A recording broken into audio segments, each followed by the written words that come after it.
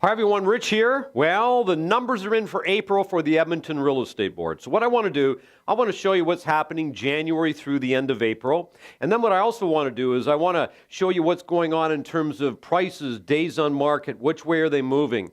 So let's have a look at some numbers. So if we look at January through April, you can see sales have been steadily going up. We were 673 in January, 778 in February, roughly around 1,000 in March, and just over 1,100 in April. But what about active listings? Well, same thing. Active listings are going up as well. 4,500 in January, 5,000 in February, almost 6,000 in March, and almost 6,500 in April. Now, what does all this mean? That means your adjustment is going to be in your months of inventory. Now, keeping in mind, months of inventory, that determines if prices are going up, prices are going down, right? It's just supply and demand. So if we look at this, your months of inventory in January was 6.8.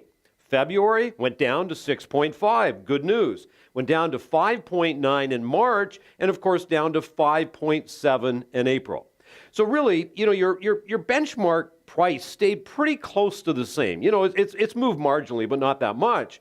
But here's what's interesting. Have a look at your days on market. Now, what you're going to notice is that the more months of inventory you have, right, then the longer it's going to stay, houses are going to stay in the market. So when we had 6.8 months of inventory in January, we were 77 days. 6.5 months of inventory, we were 64 days, we were less. Inventory goes down again to 5.9, we're at 53, and then it went down to 5.7, we're at 54. So you can see this is pretty close, that remains pretty close, but you can see the whole way things start to move here, which is a really cool conversation for you to be able to have with buyers and sellers. But let's look at this. Let's look at what happened in April of 18 to April of 17. You can see sales were 1,130 in 18 and 1,133 in 17. So really the same number. Active listings, we were 6,400 in April and 5,600, which means our active listings were up by 15%. What does it mean? It means your months of inventory went up. And if your months of inventory went up year after year, what happens to your price, right? That means your price, if you got more inventory, your price should go down. You had 5.7 months of inventory in 2018. You had 4.9 in April of 2017, and look what happened to your average price. Okay, 369 this year, 381 last year, down by 3%. Let's look at this. Single family, you can see average price is 439, right?